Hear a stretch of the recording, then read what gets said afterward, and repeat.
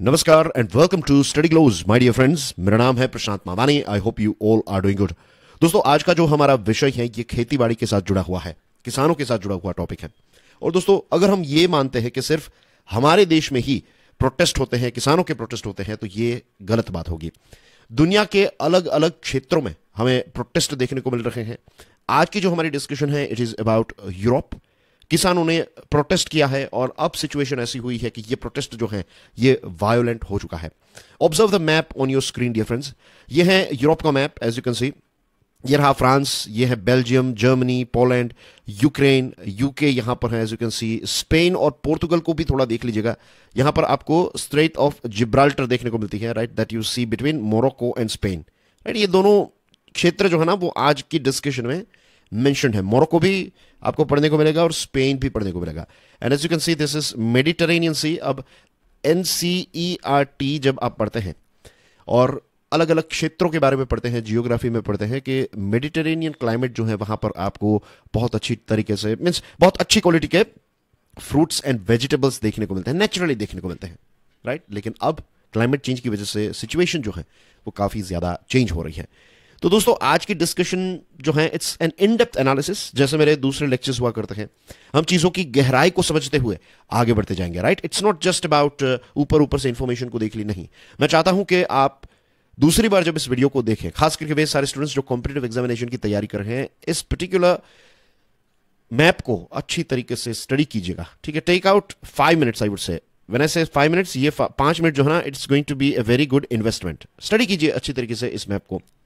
Now dear friends, Brussels की बात करें, ये जो अभी लेटेस्ट वायलेंस हुआ है किसानों का, ये कहां पर हुआ है? ब्रसल्स। और ब्रसल्स जो है ये बेल्जियम नाम का जो एक छोटा सा देश है, एज यू कैन सी, उसका कैपिटल है ब्रसल्स। और इतना ही नहीं, यूरोपियन यूनियन जो है उसका कैपिटल भी ब्रसल्स ही है। तो अगर ब्रसल्स के कैपिटल में किसान जो हैं वो वायलेंट प्रोटेस्ट कर रहे हैं, तो किसान जो है वो यूरोपियन यूनियन की जो एग्रीकल्चर के साथ जुड़ी हुई पॉलिसी है उसको लेकर खुश नहीं है। इसका बड़ा मतलब ये भी है। तो किसान जो हैं वो कंटिन्यूसली ये कह रहे हैं कि भाई हमारी डिमांड्स जो हैं वो आप पूरी कीजिए। और यूरोप के एग्रीकल्चर मिनिस्टर्स जो हैं उनकी एक मीटिंग भी हुई और उनका कहना यह है कि लंबे समय से ये जो प्रोटेस्ट चल रहे हैं, तो इन चीज़ को लेकर हमने कुछ ऐसे स्टेप्स उठाए। हम चाहते हैं कि चीज़ें जो है वो सॉर्ट आउट हो जाए। लेकिन किसानों की जो रैलीज हैं, ट्रैक्टर रैलीज जो है वो वहां पर देखने को मिली। और यूरोपियन यूनियन का जो हेडक्वार्टर है, सिटी एरिया जो है, वहां पर बहुत सारी जगहों पर रास्ते बंद हो गए बिकॉज ऑफ ट्रैक्टर रैलीज।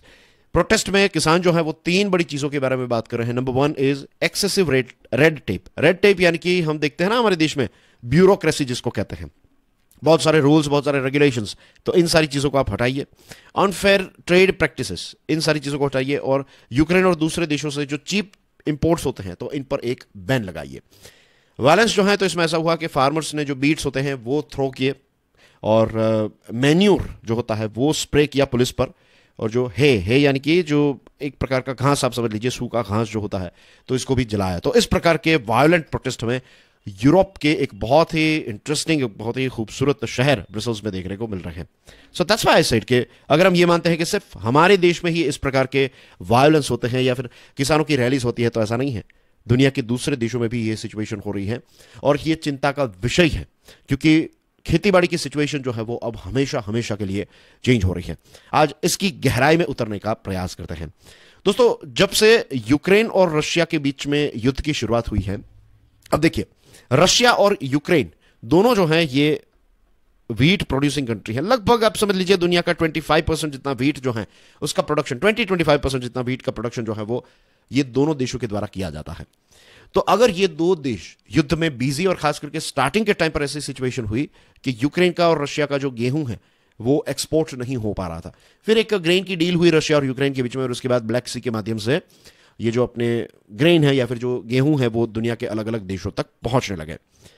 तो ये जब युद्ध की शुरुआत हुई तो हुआ ऐसा कि जो अड़ोस पड़ोस के देश हैं, जैसे कि पोलैंड, आप देख सकते हैं स्क्रीन पर, राइट, पोलैंड है, यू कैन सी हंगेरी, फिर रोमानिया है, स्लोवाकिया है, ये सारे देश, राइट। स्लोवाकिया यहां पर रहा, हंगेरी, रोमानिया।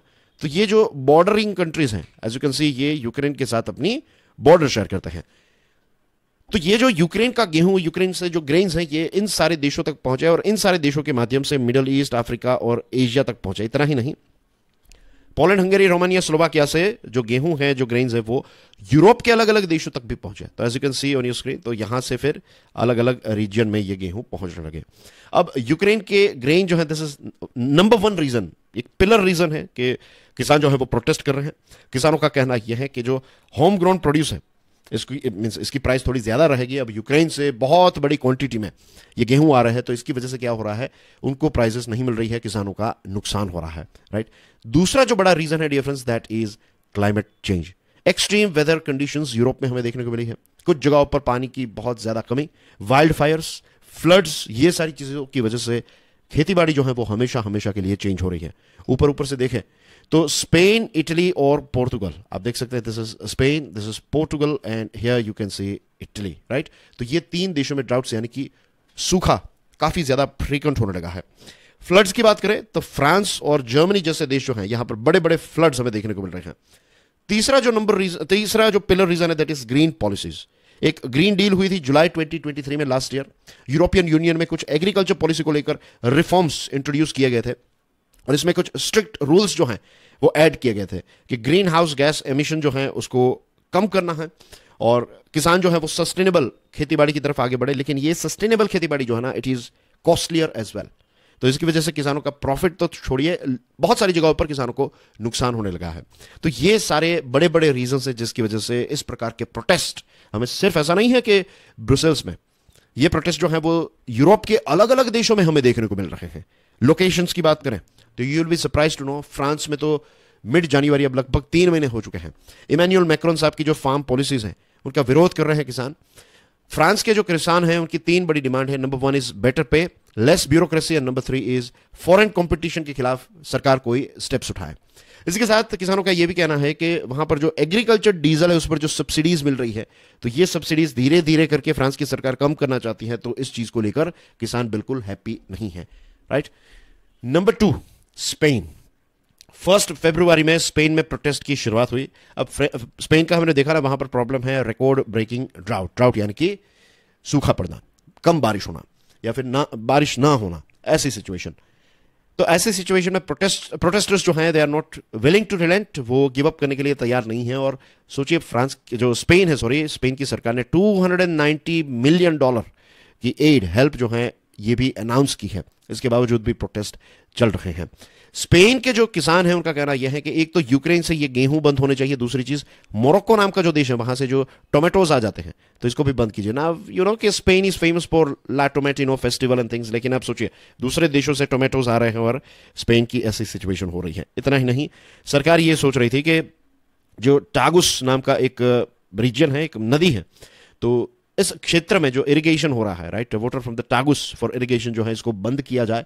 और अगर ये चीज होगी तो हजारों किसान जो हैं वो उसका मीन्स उनकी जो लाइवलीहुड है वो खत्म हो जाएगी, उनकी आजीविका खत्म हो जाएगी और लाखों हेक्टर का जो क्षेत्र है या फिर हजारों हेक्टर का जो क्षेत्र है स्पेन का, तो वो खेती के लायक नहीं बचेगा। तो ये सारी चीजों पर भी प्रोटेस्ट जो है वो चल रहे हैं। तो as you can see multiple problems हैं।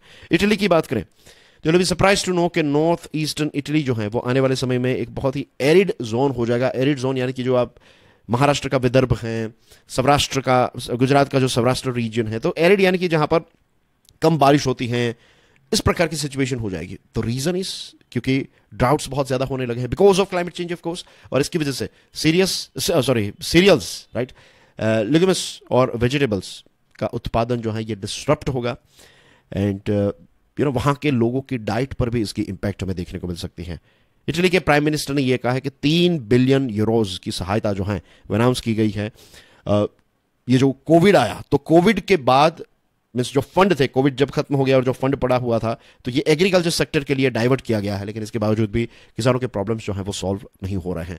पोर्तुगल की बात करें, अगेन पोर्तुगल में भी यही प्रॉब्लम है, एक्सेसिव ड्राउट, और किसान जो है they are asking for fair conditions. Water scarcity जो है this is the biggest problem of Portuguese farmers, और इस चीज को लेकर पुर्तगाली सरकार जो है उसने $543 मिलियन का पैकेज जो है वो किसानों के लिए अनाउंस किया है। ग्रीस की बात करें तो 20% जितना उनका annual farm revenue, right, we are not talking about rice production, we are not talking about wheat production, वैसे वहां पर राइस नहीं व्हीट देखने को मिलता है, बट एनुअल फार्म रेवेन्यू जो है ना उसका 20% वाइप आउट हो गया बिकॉज ऑफ वाइल्ड फायर्स। और जर्मनी में फ्यूल सब्सिडीज को जो धीरे धीरे करके कट करने की बात थी, तो इस चीज़ को लेकर भी किसान जो है वो खुश नहीं है. So dear friends, as you can see, things are not that great when it comes to agriculture sector in European Union या फिर as Europe as a continent.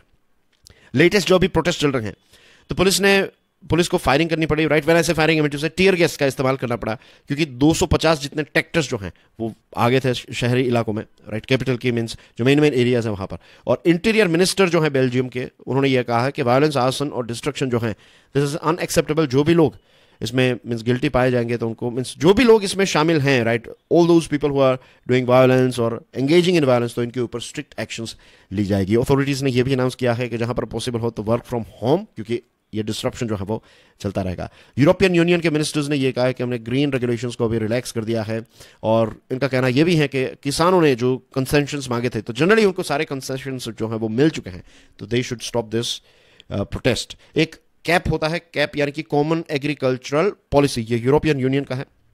तो इसमें क्या रहता है, कैप जो है, तो इसमें जो सब्सिडीज जो हैं ये कैप के माध्यम से पे की जाती हैं, लेकिन इसमें आपको स्ट्रिक्ट एनवायरमेंटल रूल्स को फॉलो करना पड़ता है. और यूरोपियन कमीशन का ये कहना है कि जो यूरोपियन कमीशन ने ये तय किया था कि strict rules and regulations, pesticide को लेकर strict rules and regulations implementation में आएंगे, एग्रीकल्चर सेक्टर के साथ जुड़े हुए कुछ स्ट्रिक्ट रूल्स आएंगे, तो इन सारी चीज़ों को यूरोपियन कमीशन ने विड्रॉ किया है, ताकि स्टेप बाय स्टेप प्रॉब्लम को सोल्व करते हुए किसानों के साथ वो आगे बढ़ सके.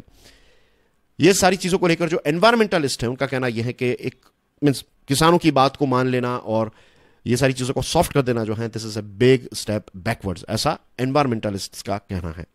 So that's basically everything in today's discussion difference. मैंने कोर्स डिजाइन किया है, इसका नाम है लिमिटलेस लीडरशिप. इस कोर्स को आप स्टडी ग्लोज के मोबाइल ऐप से खरीद सकते हैं. Do subscribe Study Glows, do subscribe Curiously Education. And that's everything from my side. Thank you very much for your love and support. God bless you all. Jai Hind.